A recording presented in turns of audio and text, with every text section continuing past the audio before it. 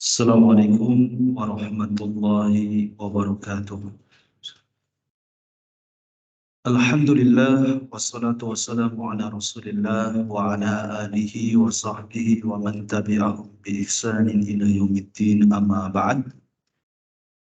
Hadirin jamaah salat maghrib yang semoga dirahmati oleh Allah, marilah kita bersyukur kepada Allah Subhanahu wa taala yang telah melimpahkan nikmatnya yang banyak kepada kita. Ada nikmat iman, ada nikmat Islam, ada nikmat yang lainnya. Karena Allah Ta'ala berfirman di dalam Al-Quran, wa in ta'uddu ni'matallah la tuhsuha. Dan jika kalian mau menghitung satu persatu nikmat Allah, pastilah kalian tidak akan bisa untuk menghitungnya. Oleh karenanya, Allah Subhanahu wa Ta'ala mengancam bagi siapa yang tidak mau bersyukur kepada Allah Subhanahu wa Ta'ala dengan ancaman atau siksa yang sangat pedih. Sementara ketika kita bersyukur kepada Allah, maka Allah Subhanahu wa taala akan malah menambah nikmatnya. Di mana Allah Ta'ala berfirman, "Wala in syakartum la azidannakum, wala in kafartum inna azabi lasyadid."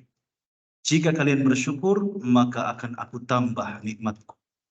Wala in kafartum, dan jika kalian kufur, inna azabi lasyadid. Sesungguhnya azabku sangat pedih. Salawat serta salam semoga tetap terlimpahkan dan tercurahkan kepada Nabi Muhammad sallallahu alaihi wasallam, yang dengan sunnahnya kita dapat memahami agama ini dengan benar, yang dengan sunnahnya pula kita dapat membedakan mana yang hak dan mana yang batil.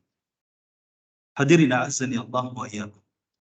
Adapun pertemuan kita kali ini, insyaallah kita akan membahas sebuah surat, yaitu surat Al-Mutaffifin. Surat Al-Mutaffifin. Surat Al-Mutaffifin ini datang setelah surat At-Takwir dan surat Al-Infitar. Kalau kita melihat susunannya, maka ada keindahan tersendiri. Di mana surat At-Takwir, Allah Subhanahu wa taala menjelaskan berbagai macam kejadian-kejadian hari kiamat. Baik sebelum sangkakala yang kedua itu ditiup, dan kemudian setelah sangkakala yang kedua ditiup. Detil Allah Subhanahu wa taala menjelaskan. Oleh karenanya Nabi sallallahu alaihi wasallam bersabda, "Man yuridu an yanzura yaumal qiyamati ka ra'yi ainihi falyaqra idza syamsu kuwirat."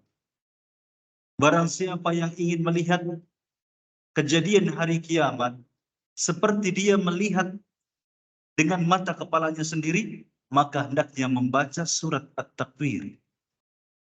Wa idza sama'un fatarat, dan kemudian surat Al-Infitar. Wa idza sama'un syaqqat, dan kemudian surat Al-Insyiqaq. Nah, setelah surat At-Takwir, maka datang surat Al-Infitar. Adapun di dalam surat Al-Infitar dijelaskan memang perkara-perkara hari kiamat, tetapi tidak sedetail kejelasannya ya surat At-Takwir, apa yang ada di dalam surat At-Takwir. Tetapi dalam surat Al-Infitar ini dijelaskan bagaimana hukuman-hukuman ataupun balasan-balasan terhadap orang-orang fajir dan orang-orang al-abrar yang bertakwa kepada Allah. Tetapi tidak detail. Nah, demikian di dalam surat Al-Mutaffifin. Sekilas tentang perkara hari kiamat. Tetapi di sini lebih banyak menjelaskan tentang balasan-balasan yang akan didapat oleh orang-orang yang bertakwa kepada Allah, yaitu al-abrar. Demikian pula Allah Subhanahu wa taala akan menjelaskan di sini tentang balasan bagi al-fujjar hingga 10 ayat. Hadirin azani Allah wa iyyakum. Adapun surat Al-Mutaffifin dinamakan dengan surat Al-Mutaffifin, ya, Al-Mutaffifin, ya. Meskipun memang ada nama lain selain daripada Al-Mutaffifin. Apa itu? Adalah Wailul lil Mutaffifin, ya.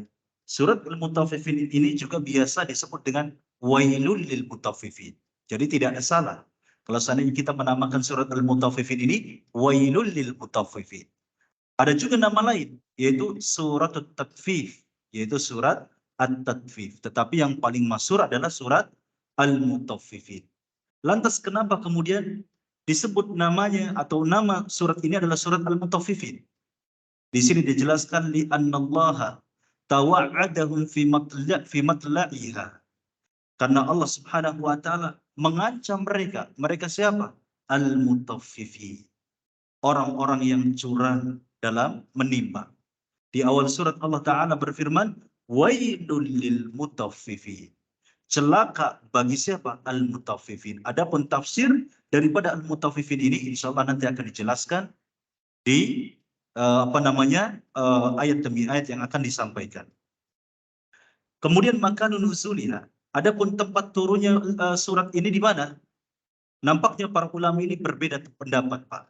Ya. Ada yang mengatakan bahwasanya surat Al-Mutaffifin ini adalah surat Al-Madaniyah. Surat Madaniyah. Ada yang mengatakan juga surat ini bahwasanya turun di Mekah, fase Mekah, sehingga surat Makkiyah. Ada yang juga mengatakan bahwasanya surat Al-Mutaffifin ini bisa disebut surat Madaniyah, juga bisa disebut surat Makkiyah. Karena turunnya adalah proses ketika Nabi Shallallahu Alaihi Wasallam hijrah dari Mekah ke Madinah. Adapun alasan ulama yang berpendapat bahwasanya surat Al-Mutaffifin ini adalah surat Madaniyah adalah karena ada athar dari Abdullah ibn Abbas radhiyallahu anhu bahwa beliau berkata, "Lama qadima Nabi sallallahu alaihi wasallam al-Madinah." Ketika Nabi sallallahu alaihi wasallam datang ke Madinah, maksudnya hijrah dari Mekah ke Madinah, kanu min akhbathi nasi kailan.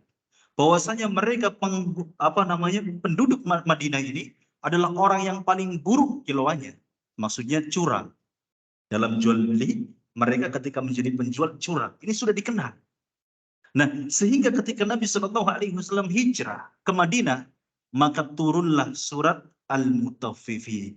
Wailul lil mutaffifin. Fa ahsanul qila ba'da dzalik. Maka ketika surat ini turun, apa kata Abdullah ibn Abbas? Segera mereka memperbaiki kilauannya. Luar biasa ini. Sahabat Nabi, baik muhajirin ataupun ansar, ketika mereka tahu tentang hukum halal, mereka kerjakan. Ketika tahu bahwasanya hal itu diharamkan, mereka tinggalkan seketika. Ini luar biasa. Sehingga pantas, ya, mereka ini dijadikan umat terbaik. Ya, apa kata Nabi? Khairun nasi qarni tsummal ladzina yalunahum tsummal ladzina yalunahum. Sebaik-baik umatku, ya, adalah di masaku ini. Kemudian setelah mereka, Karena mereka benar-benar taat kepada Allah Subhanahu wa taala. Apapun yang diharamkan mereka seketika meninggalkannya. Kita Pak, ya, masyarakat kita. Ya mungkin kita juga. Ya, ketika tahu hal yang haram belum tentu kita meninggalkan. Ada kalanya kita menikmati hal yang haram itu. Ya, ada kalanya menikmati. Sehingga ya, hendaknya kita bercermin. Kalau kita ingin selamat, cerminannya adalah para sahabat Nabi Shallallahu Alaihi Wasallam, karena mereka lah orang-orang yang dijamin keselamatan oleh Allah Subhanahu Wa Taala. Hadirin azani Allah wa iyyakum. Dan pendapat ini yang mengatakan bahwasanya surat Al-Mutaffifin turun di Madinah, di fase Madinah, Maka di antara ulama yang berpendapat demikian adalah Al-Imam Ibnu Katsir rahimahullahu taala. Nah, adapun disebut surat Makkiyah dan ulama yang berpendapat bahwasanya surat Al-Mutaffifin ini adalah surat Makkiyah karena memang ada beberapa ayat di dalam surat ini, di sana ada sifat-sifat diceritakan orang-orang kafir Quraisy. Di antaranya Allah Subhanahu wa taala menyebutkan, "Wa idza tutla 'alaihi ayatuna qala asatirul awwalin." Apabila dibacakan kepada mereka ayat-ayat kami, apa yang dia katakan? Apa yang dia katakan? Ya, itu hanya sebatas hikayat-hikayat saja. Ini sifatnya orang-orang kafir Quraisy, Pak. Ketika Nabi Shallallahu Alaihi Wasallam menyampaikan wahyu Al-Quran, mereka menolak dengan bahasa-bahasa fitnah, tuduhan. Itu mah hikayat-hikayat saja. Ya, tidak benar itu dari Tuhan. Tidak benar itu dari Allah. Itu cerita-cerita dibuat-buat oleh Muhammad saja. Ya, sehingga tidak jarang mereka itu menuduh bahwasanya Quran ini ditulis oleh Muhammad, ya, dibuat-buat oleh Muhammad. Nah, ini ya bagi ulama yang berpendapat bahwasanya surat ini Al-Mutaffifin adalah surat Makkiyah. Ada juga ayat yang lain di mana Allah Subhanahu wa taala berfirman, "Wa idza marru bihim yataghamazun." Apabila mereka lewat, orang-orang yang beriman itu lewat di hadapan mereka, yataghamazun. Mereka mengedip-ngedipkan mata. Maksudnya apa? Saling mengedip-ngedipkan mata. Maksudnya nyinyir, ya, sebuah penghinaan, perendahan bagi orang-orang yang beriman. Nah, nggak mungkin penduduk Madinah seperti ini, Pak. Tetapi dalam surat Al-Mutaffifin diceritakan seperti ini. Nah, bagi ulama yang berpendapat bahwasanya surat ini adalah surat Makkiyah, ini dalilnya. Nah, ada pula ulama yang berpendapat dengan jalan tengah, bahwasanya surat ini memang sebagian turun di Madinah, sebagian turun di fase Mekah. Ya, di antaranya adalah Ibnu Athur. Di dalam kitabnya At-Tahrir wa Tanwir, beliau menjelaskan demikian. Ya, bahwasanya ini adalah surat Madaniyah dan Makkiyah. Hadirin a'azzani Allah wa iyyakum. Wallahu taala alam. Adapun pendapat yang kuat, ya, yang kuat, saya mengambil pendapat apa yang dipegang oleh Ibnu Katsir rahimahullahu taala, yaitu bahwasanya surat Al-Mutaffifin adalah surat Madaniyah. Hadirin a'azzani Allah wa iyyakum. Adapun pembahasan-pembahasan yang akan dibahas dalam surat ini. Pertama, bahwasanya surat ini dibuka dengan ancaman yang sangat keras. Ya, biwa'idil mutaffifin. Ancaman yang keras bagi al-mutaffifin. Siapa mereka? Alladzina idza talu 'alan nasi yastawfun haqqahum. Yaitu mereka adalah orang-orang yang ketika mendapat kilauan. Maksudnya adalah ketika mereka sebagai pembeli, ya, dan mendapat barang dagangan mereka dikilau oleh orang lain, maka mereka yastafun, ya, ingin sempurna, ya, apa yang mereka dapatkan. Apa yang mereka beli ini kiloannya pengennya sempurna, nggak boleh kurang sedikit pun. Ya, mereka al-mutaffifin demikian. Nggak mau kurang sedikit pun, nggak kurang, syukur-syukur lebih. Ya, syukur-syukur lebih, ya. Kayak kita bukan, Pak. Ya, kalau seperti ini kita, ya, pengennya kalau beli ini imbuhan yang banyak, ya, nggak mau kurang, ya. Tapi belum cukup kita disebut al-mutaffifin. Nah, sampai ada sifat yang kedua. Apa itu? Wa idza kalu li ghairihim naqasuhum haqqahum. Apabila mereka menjual dan mengkilaukan, mereka mengurangi kiloannya, ya, curang, ya, melayani beras misalkan atau kurma, ya, kepada pembeli 2 kilo. Kita kurang 1 on. Maka sudah. Kalau ada 2 sifat seperti ini pada diri seseorang, maka dia layak disebut al-mutaffifin. Ya, dan dicela, diancam dengan azab yang sangat pedih. Hadirin a'azani Allah wa iyyakum. Pembahasan ini disebut di dalam surat atau ayat yang pertama hingga ayat yang ke-6. Kemudian pembahasan yang kedua dalam surat Al-Mutaffifin adalah bayanun wa ta'kidun annal fujjara fi sijjin. Penjelasan dan penekanan bahwasanya orang-orang fajir, orang-orang kafir itu di dalam neraka sijjin. Kenapa demikian? Litakdzibihim biyaumiddin, karena pendustaan mereka terhadap hari kiamat. wa bi ayatillah, ya, dan mereka berdusta dengan ayat-ayat Allah, dengan Al-Qur'an. Wa wa'iduhum bistila'il jahim wa taqri'ihi, dan mereka diancam dengan apa? Dengan neraka jahim. Allah menjelaskan balasan bagi orang-orang fajir hingga 10 ayat di dalam surat Al-Mutaffifin. Dari ayat ke-7 hingga ayat ke-17.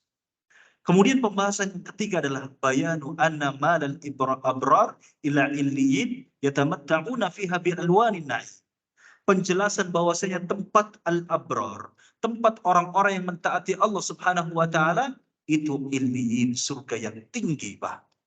Mereka bersenang-senang di dalamnya bi alwanin na'im, dengan berbagai macam nikmat. Luar biasa. Ya, semoga kita menjadi penghuni surga. Dan dijelaskan oleh Allah Subhanahu wa taala tentang balasan bagi mereka orang-orang yang bertakwa. Al-Abrar itu hingga 10 ayat dari ayat yang ke-18 sampai ayat yang ke-28. Kemudian pembahasan yang keempat adalah tentang sikap daripada orang-orang mujrim dan orang-orang kafir yang mana mereka di dunia mentertawakan orang-orang yang beriman, merendahkan orang-orang yang beriman, dan bahkan mereka mensifati orang-orang yang beriman dengan apa? Dengan kesesatan. Ya, diangkat bagaimana sikap mereka kepada orang yang beriman, diangkat di dalam surat Al-Mutaffifin. Ini sebagai, ya, ancaman atau pelajaran bagi orang-orang liberal, ya, yang betapa musuhnya kepada orang Islam.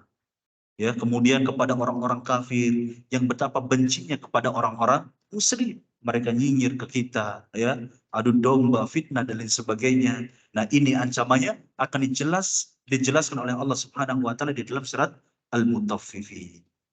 Hadirin azani Allah wa iyyakum. Baik. Di dalam paragraf yang pertama insyaallah akan kita bahas dari ayat yang pertama hingga ayat yang ke-6, mudah-mudahan waktunya cukup.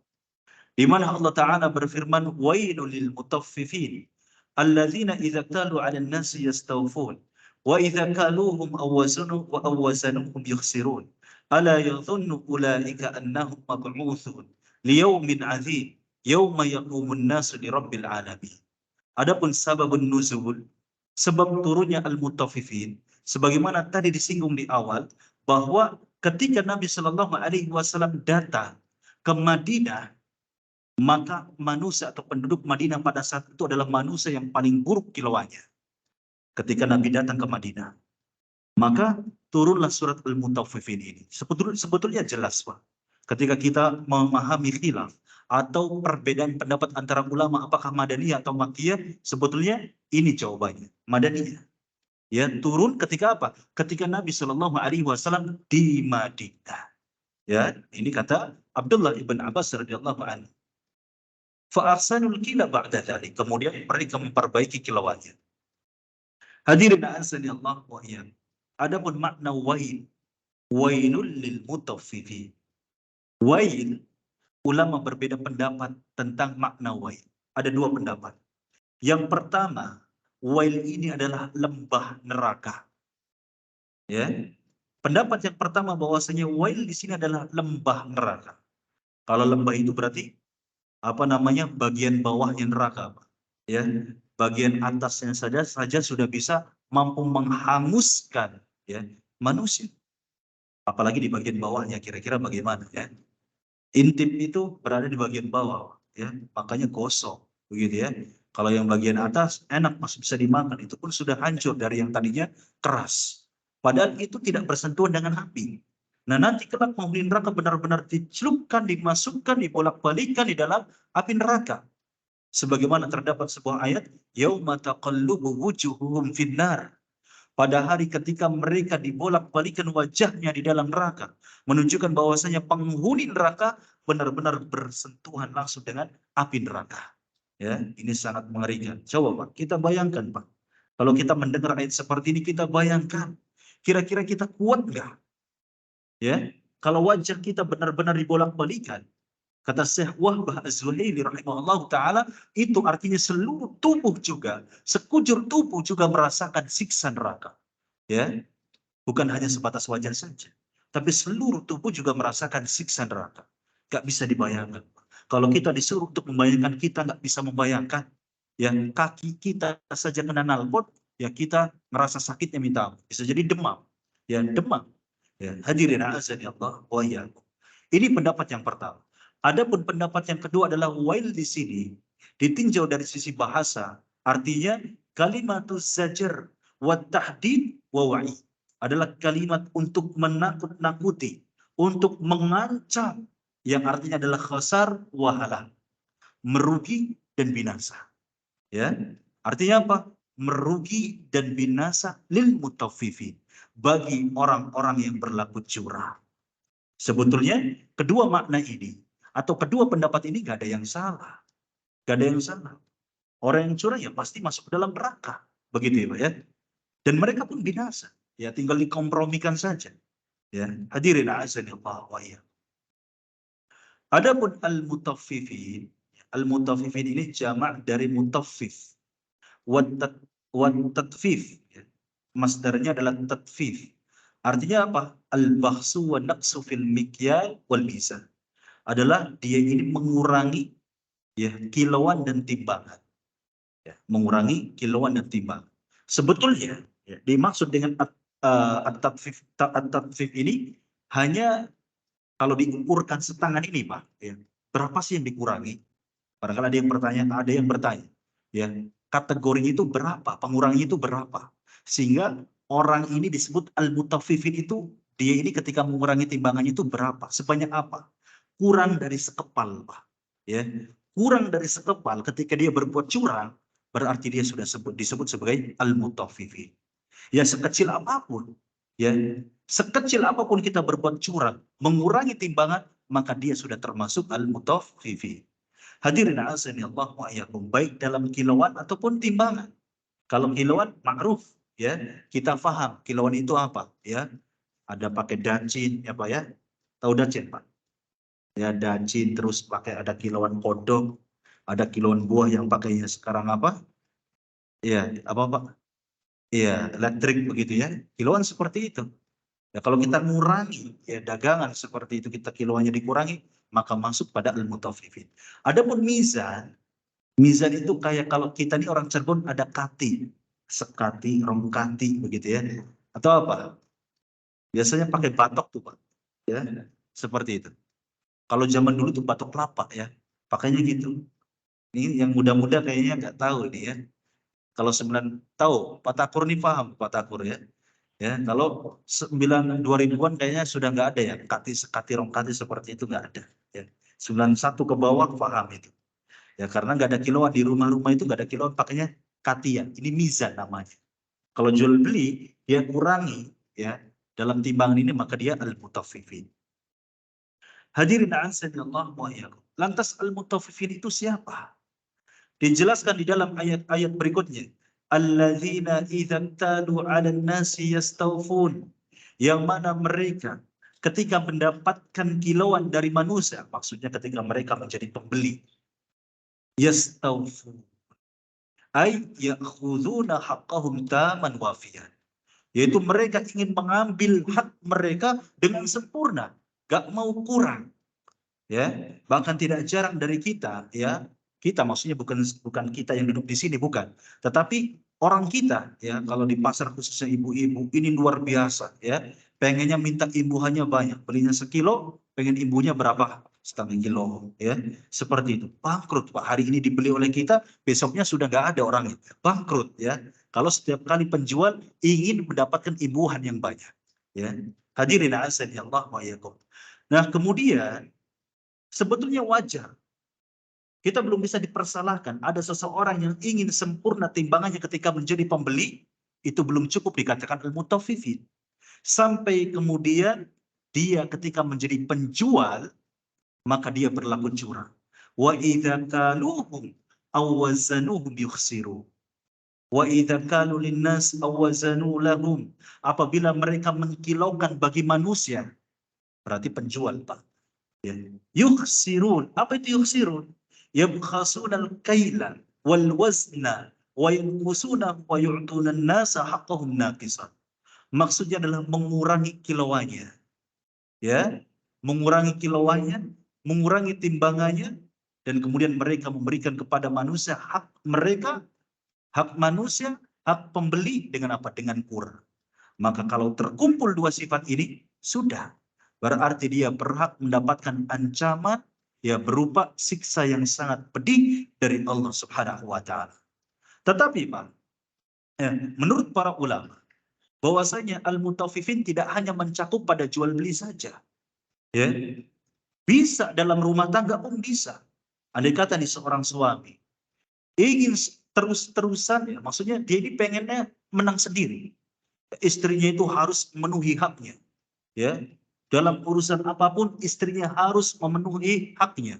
Sementara dia sendiri tidak memenuhi hak istrinya. Dalam urusan nafkah kurang. Ya. Bukan karena nggak ada, tapi karena pelit.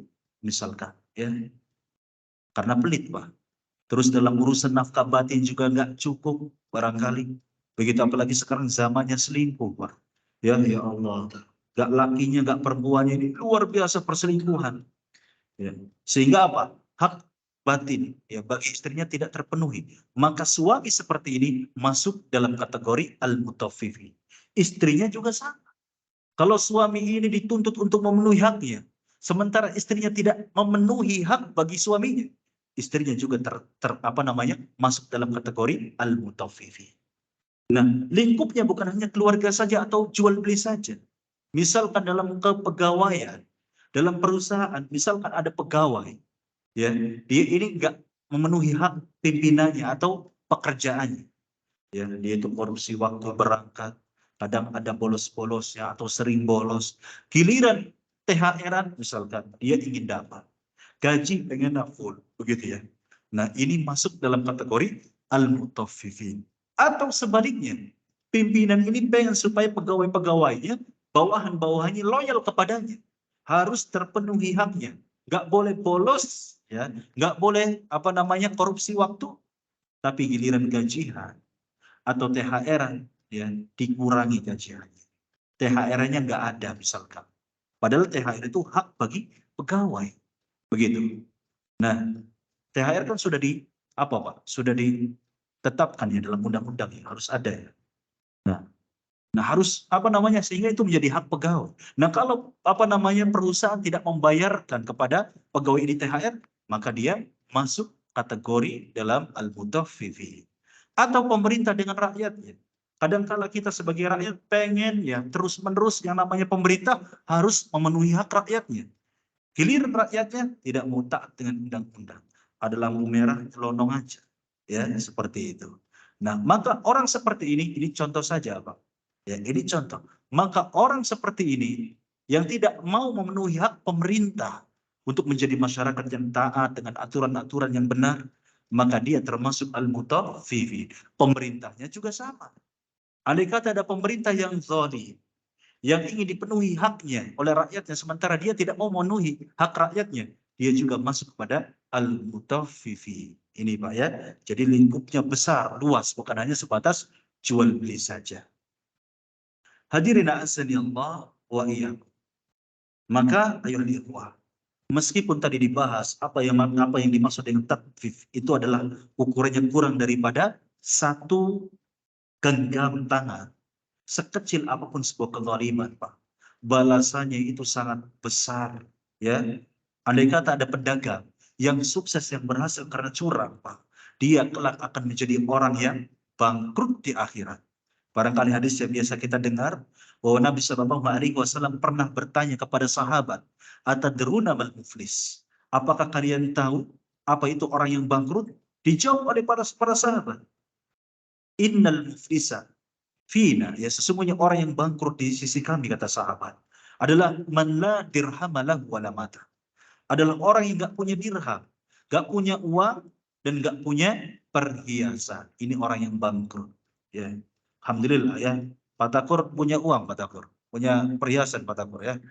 Jadi bukan orang bangkrut, Pak Takur. Apalagi bebek sama ayamnya banyak di kampung ya, Pak Takur ya. Insya Allah. Nah, hadirin aslinya Allah, tetapi bukan itu yang diinginkan oleh Nabi. Nabi Shallallahu Alaihi Wasallam menjelaskan bahwasanya al-muflisu fi ummati, orang yang bangkrut di dalam umatku adalah ya'ti yaumal kiamat. Dia datang pada hari kiamat bisolatin, wasiyamin wa zakatin. Datang membawa pahala salat, pahala zakat, pahala puasa, tetapi di sisi lain dia datang membawa dosa, qad syatama hadza. Dia telah menuduh orang ini. Ini dosanya besar, Pak, menuduh orang lain. Ya, jadi kalau kita ada informasi yang datang kepada kita, jangan buru-buru terprovokasi. Tabayun terlebih dahulu. Ini seringkali orang kita ini mudah terprovokasi. Oh, ada informasi seperti ini, langsung terprovokasi, ikut-ikutan menuduh. Jangan, ya. Jangan percaya dulu bahwasanya si fulan zina, si fulan korupsi, si fulan berbuat zalim. Jangan dulu percaya sebelum kita ada saksi dan bukti yang sangat kuat. Nah, qad syatama hadza wa qadhafa hadza, ya, mencela, menuduh orang ini. Wa akala mala hadza, dan dia telah memakan harta orang lain dengan cara yang zalim. Wa daraba hadza, dan dia telah memukul orang ini. Wa safaka dam hadza, dan dia telah menumpahkan darah orang ini. Jadi ketika dia datang menghadap Allah pada hari kiamat dengan membawa pahala yang banyak, tetapi di sisi lain dia datang kepada Allah juga membawa dosa karena menzalimi orang lain, berbuat curang kepada orang lain. Apa balasannya? Bahwasanya pahalanya, ya, pahalanya akan diambil. Ya, untuk siapa? Untuk orang yang dia curangi, untuk orang yang dia zalimi. Ya, bagaimana kalau nggak impas? Maka dosa orang yang dia curangi diperuntukkan baginya, bagi orang yang telah curang. Ya, terus seperti itu sampai apa? Sampai kemudian dia lempar ke dalam neraka. Na'udzubillahi min dzalik. Ini sangat mengerikan, Pak, ya. Jadi andai kata kita ada kezaliman, dulu pernah dagang tapi curang, ya, segera, Pak.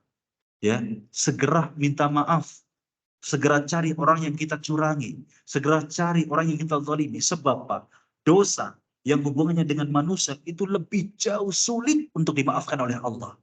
Sampai-sampai Sufyan Ats-Tsauri rahimahullah ta'ala, beliau berkata, idza laqitallah bisab'ina dzamban ma bainaka wa bainallah, ya, apabila engkau bertemu Allah dengan membawa 70 dosa, andai kata dosa ini dosa-dosa besar antara dirimu dengan Allah, apa yang kau lakukan terhadap Allah, ahwanu alaika, lebih mending, lebih ringan untukmu, min antalqahu bi dzambin wahidin ma bainaka wa bainal ibad.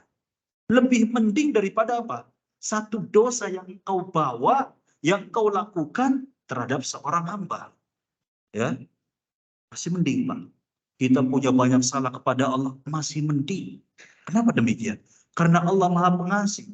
Sok barangkali ada orang yang pernah zina, ada orang yang pernah membunuh, ada orang yang pernah berbuat dosa-dosa besar, Allah pasti akan mengampuni. Terdapat dalam hadis qudsi, Allah Ta'ala berkata, "Lau balagat dhunubuka ananas sama." Kalau sekiranya dosa-dosamu itu mencapai langit, menunjukkan bahwasanya dosanya itu banyak sekali. Tsumma astaghfartani, kemudian engkau meminta ampun kepadaku, ghafartu laka wala ubali, maka aku akan mengampuni dosa-dosamu dan aku nggak peduli terhadap dosa-dosamu. Ini luar biasa. Ini Allah, Pak. Tapi kita manusia, satu saja dosa, orang lain berbuat zalim kepada kita, wah, seumur hidup kita ingat. Ya, kadangkala, ya, ada juga ya gak mau memaafkan, ya, sampai mati. Ini ngerinya apabila kita berbuat salah kepada manusia. Jadi kita ingat-ingat, Pak. Kalau kita berbuat salah kepada Allah gampang, tinggal kita sesali, ya, kita nggak mengulangi lagi dosa tersebut, dan kita berazam untuk tidak mengulanginya dan menyesali dan meninggalkan dosa tersebut, sudah selesai kita.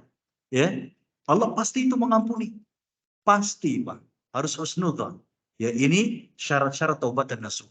Meninggalkan dosa, an yubli'a anil maksiat, meninggalkan dosa maksiat yang kita ingin taubati, kemudian an yandama ala fiqliha, kita ini menyesal atas dosa yang kita perbuat, kemudian ayyazama alla ya'uda ilaiha abadan.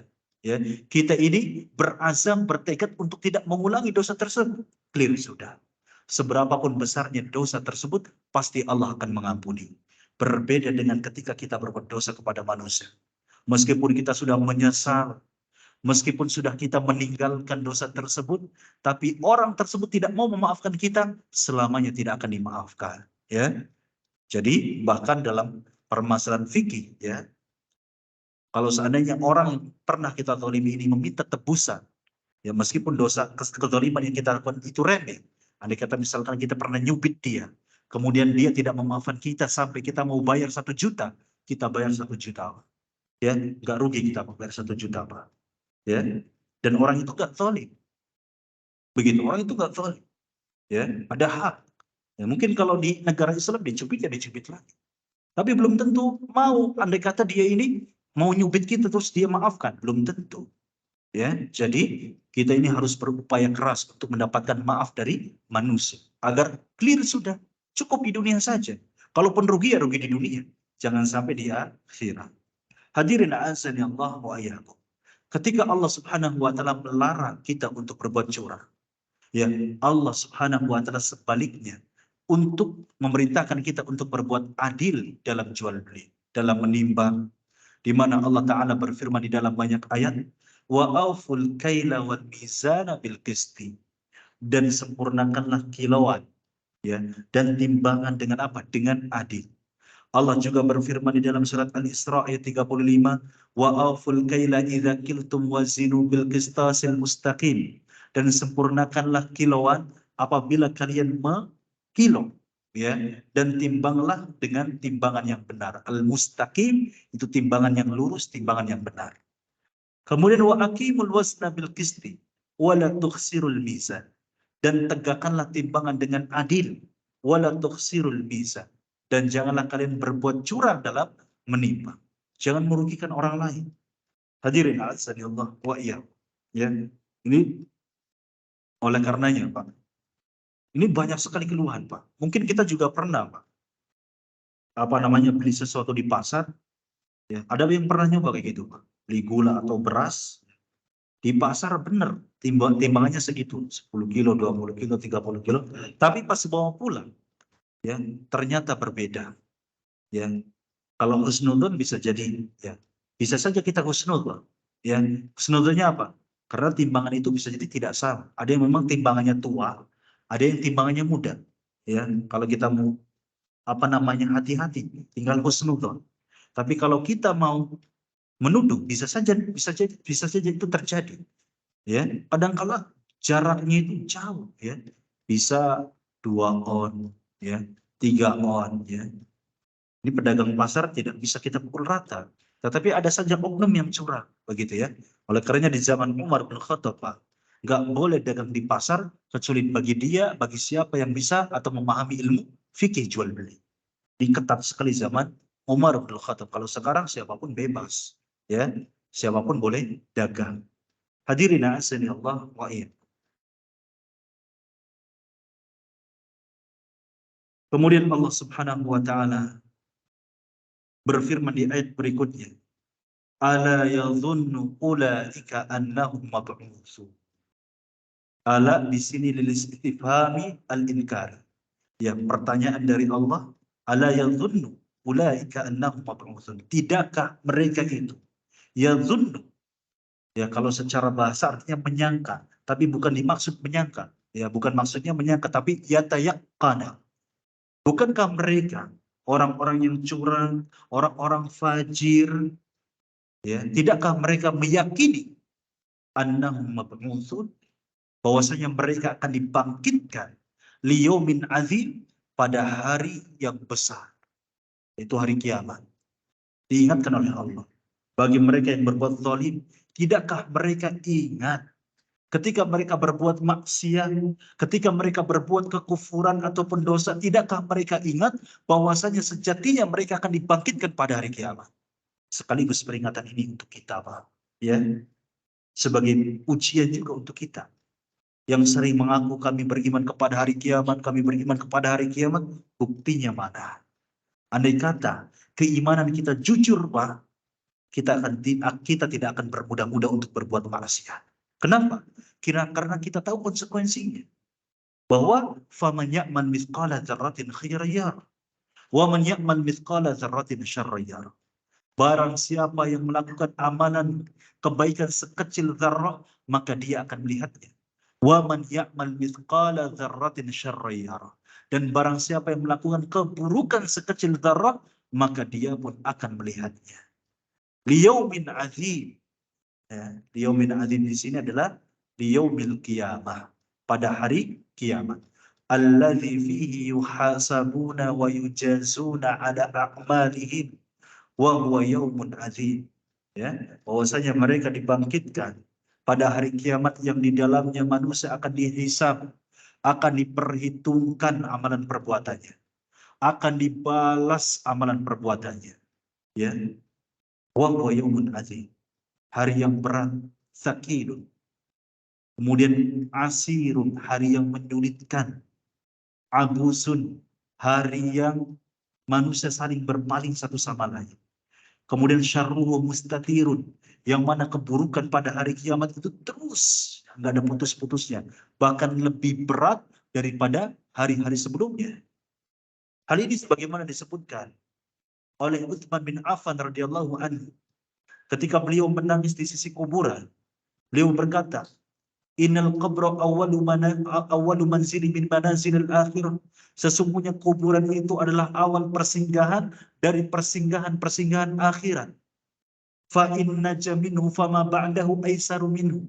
Apabila seseorang berhasil di alam kubur, dia tidak diazab di alam kubur, maka di kehidupan setelahnya akan lebih mudah lagi. Sebaliknya, wa illam yanju minhu fama ba'dahu asyaddu minhu. Apabila di alam kubur itu dia sulit, berat, disiksa, diazab, maka di kehidupan setelahnya dia akan lebih berat lagi. Ya, jadi nggak ada istilah Pak. Ya, kehidupan di akhirat lebih mudah. Bagi para pendosa semakin sulit. Tiap hari makin sulit, makin sulit, makin sulit, sampai mereka masuk ke dalam neraka pun siksa di dalam neraka akan semakin bertambah. Nggak ada kurang-kurangnya. Berbeda dengan musibah di dunia. Kalau musibah di dunia, Pak, ujian di dunia, kita ingat dengan surat apa? Al-Insyirah. Ya, inna ma'al usri yusra. Sesungguhnya bersama kesulitan itu ada kemudahan. Kita akan tenang. Ya, ketika menghadapi ujian pasti ada kesudahannya ketika di dunia. Tapi berbeda di akhirat, Pak. Ketika seseorang mendapatkan bala musibah di akhirat, itu bukan malah berkurang, malah bertambah. Terlebih di neraka. Hadirin azani Allah wa iyyakum. Liyaumin azim. Dijelaskan kembali oleh Allah Subhanahu wa taala, apa itu liyaumin azim?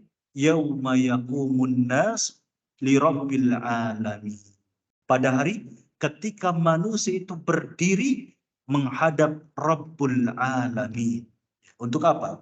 Ya, untuk diadili seadil-adilnya. Ay yauma yaqumun nas min kuburihim wa yaqifuna baina yadayillah azza wa jalla hufatan uratan ghurla. Yaitu pada hari ketika manusia itu berdiri, ya, bangkit dari kubur-kubur mereka, dan mereka berdiri di hadapan Allah Subhanahu wa taala dalam keadaan yang sangat memprihatinkan. Hufatan, ya.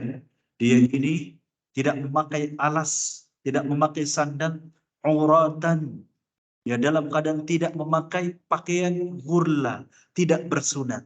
Sementara matahari tepat ada di atas kepalanya 1 mil, Pak. Ya, sehingga kata Nabi Shallallahu Alaihi Wasallam, kelak ada yang tenggelam, ya, oleh keringatnya. Minimal, ya, kalau orang yang beriman, Pak, orang yang beriman dengan iman yang kuat saja, kelak pada hari kiamat keringatnya itu bercucuran, Pak. Ya, ini orang yang beriman. Pun juga pada hari kiamat. Ya, apalagi orang-orang yang tidak beriman dengan iman yang kuat, yang imannya lemah, senang dengan maksiat, sholat bolong-bolong, ya, bisa jadi tenggelam dengan keringatnya. Ya, kalau tenggelam di dunia enak, ya, tenggelam di dunia ada enak-enaknya. Maksudnya kita yang bisa renang, ya senang, ya, nggak bisa tenggelam begitu ya. Tapi kalau di akhir nggak ada, ya, istilah selamat daripada azab itu nggak ada. Kalau dia diazab dengan matahari yang sangat panas tepat di atas kepalanya, sudah, ya, yang ada tersiksa, tersiksa dan tersiksa. Hadirin azan ya Allah wa iyyakum. Barangkali, ya, itu adalah 6 ayat yang mana Allah menjelaskan bahwa orang-orang yang curang, ya, orang-orang yang curang dalam menjual, ya, atau ketika dia menjadi pembeli yang zalim, maka ancamannya adalah ancaman yang sangat pedih di hari kiamat. Ya, padahal Kita ini Pak, diperintahkan oleh Allah untuk berbuat adil. Andai kata tidak ada kezaliman dalam diri kita, ya, kita akan masuk surga dengan mudah.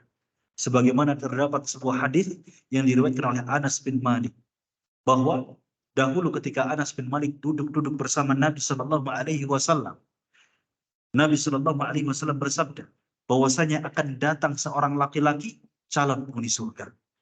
Yang muncul bukan Abu Bakar, yang muncul bukan Umar, yang muncul bukan Utsman, yang muncul bukan Ali, tapi seorang Ansor yang tidak terkenal, dalam keadaan jenggotnya basah, sementara tangan kirinya menenteng sandalnya. Di hari berikutnya, Nabi lagi-lagi bersabda bahwasanya akan datang seorang laki-laki calon penghuni surga. Ya, lagi-lagi orang itu yang muncul, Pak, dalam keadaan yang sama. Ini ketika Nabi bersabda demikian, sahabat yang lain termasuk Anas bin Malik ini penasaran. Betapa beruntungnya orang ini. Karena apa? Meskipun sahabat Nabi pada umumnya dijamin oleh Allah masuk surga, tetapi jarang sekali Nabi memvonis secara individu bahwasanya si fulan bakal masuk surga. Ya. Sehingga ini hal yang sangat istimewa. Hingga di hari berikutnya Nabi masih bersabda bahwasanya akan datang seorang laki-laki calon penghuni surga. Lagi-lagi orang itu yang keluar, yang muncul dalam keadaan sama, jenggotnya basah, sementara tangan kirinya menenteng sandalnya. Tapi kita ya jangan sampai salah paham, ya Pak ya. Ya jangan sampai kita mau berpikir, wah jangan-jangan ini masuk surga gara-gara apa? Masuk masjid, jenggotnya basah, kemudian tangan kirinya menenteng sandal. Ya, bahaya. Bisa dimarahi sama Pak Wildan nanti ya. Kalau kita nenteng sandal dalam masuk ke masjid Pak Wildan ya. Boleh nggak Pak Wildan? Ya nggak boleh gitu ya. Taruh di luar Pak ya. Bukan itu maksudnya. Apa alasan orang ini masuk ke dalam surga, divonis oleh Nabi begitu mudah masuk ke dalam surga? Usut punya usut. Ketika ditanya orang ini oleh Abdullah bin Amr bin As, ya, apa amalan yang membuat engkau divonis oleh Nabi Shallallahu Alaihi Wasallam masuk ke dalam surga? Apa jawaban orang ini? Bahwasanya aku tidak mendapati dalam diriku hasad kepada orang lain, dan aku tidak pernah berbuat curang kepada seorang muslim pun. Inilah yang membuat orang ini divonis oleh Nabi Shallallahu Alaihi Wasallam masuk ke dalam surga. Padahal apa? Orang ini tidaklah melakukan amalan-amalan sunnah yang begitu banyak. Ya, karena Abdullah bin Amr bin As menginap di rumah orang ini 3 hari. Hanya ingin meneliti, melihat, mengawasi amalan apa yang membuat dia ini divonis oleh Nabi masuk dalam surga. Ternyata nggak ada amalan yang istimewa. Hanya yang wajib-wajib saja dan beberapa amalan sunnah, dan tidak ada kecurangan di dalam dirinya. Tidak ada kezaliman di dalam dirinya untuk orang lain. Maka itulah yang membuat orang ini mudah untuk masuk ke dalam surga. Barangkali itu yang dapat kita pahami pada kesempatan yang berbahagia ini. Mudah-mudahan ada manfaat yang bisa kita petik dan kita amalkan. Sallallahu alaihi Muhammad. Wassalamualaikum warahmatullahi wabarakatuh.